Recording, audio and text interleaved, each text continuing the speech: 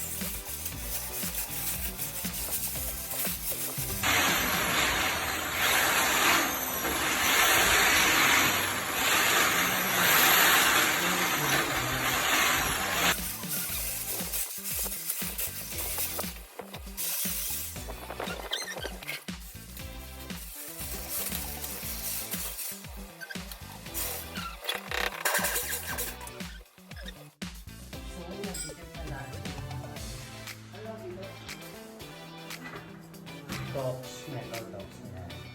So, para mas matibay. So, susunod naman natin ay kailangan buuin natin yung frame. Gusto yung magiging frame natin yung bed. So, let's do it.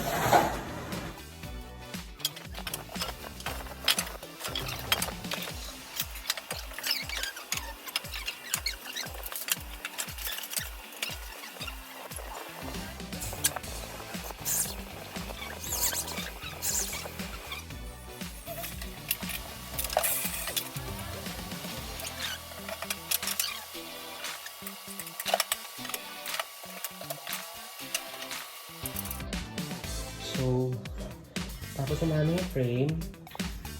So, gagawin na lang ng stairs. So, medyo mahirap siya, pero at least carry. Kunti pa. Tapos na siya. Meron na siya.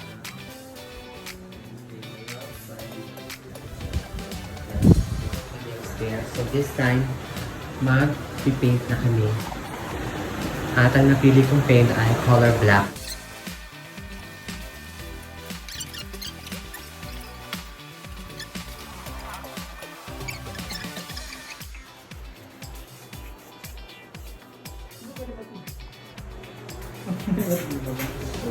Saan yung magandang pizza dito? Kaya akin yan eh. So, malapit na kami matapos magpinta. Konti na lang. So, perfectin ko muna. Tapos papakita ko ulit mamaya sa inyo. Let's go! Pinta!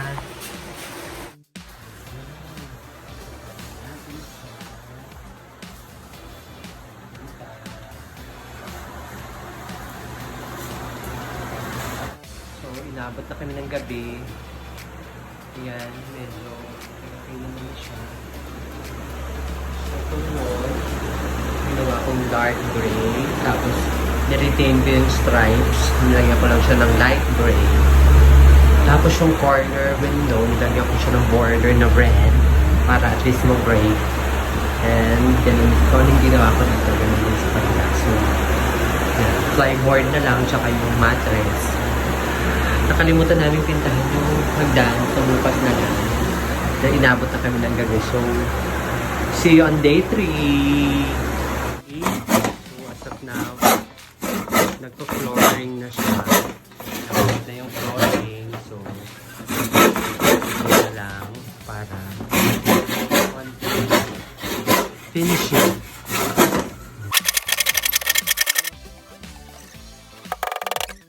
So, after namin mapintahan and retouch na lahat yung mga kailangan i-retouch. So, tapos na. And of course, in-arrange ko na din yung aming loft para at least minimal lang, konti lang ang design. So, papakita ko na sa inyo at i-reveal ko na sa inyo ang aming finished product. So, samahan niyo ako dun sa taas para makita na natin. Kara!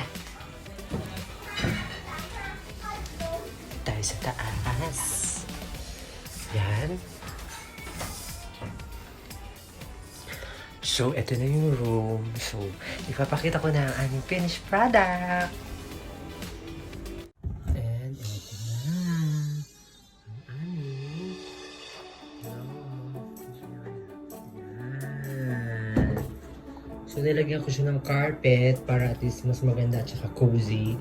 Tapos, minimal lang yung mga nilagay namin ng mga gamit. Like, yung mga sa floor lang ng mga pillows, tas black and white lang, tapos meron ako isang color frame. So, base nilagyan namin siya ng artificial na flower sa gilid. Tapos, ito ang aking wall. Nilagyan lang namin ng konting frame, tas sa aking TV, lampshade, and mga konting-konting mga figurines. So, yan.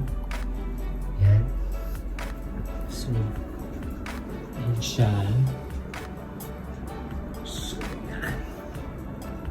Yan. And of course, yun ang aking taas. So, kaya tayo. And pinili ko pala, and I decided na wag nang pintahan yung kanyang stairs para raw. Sabi ko parang may isang part na raw lang. So, hinayaan na namin siya na bare lang na walang pinta. So, bumagay naman siya. So, akyat tayo sa taas para makita natin yung taas. Yeah. So, ito ang kanyang taas. Yan. Nilipat lang namin yung altar kasi nandito siya dati sa parang headboard. So, para hindi matamaan, nilipat ko siya dun sa side. So, yan. Yan.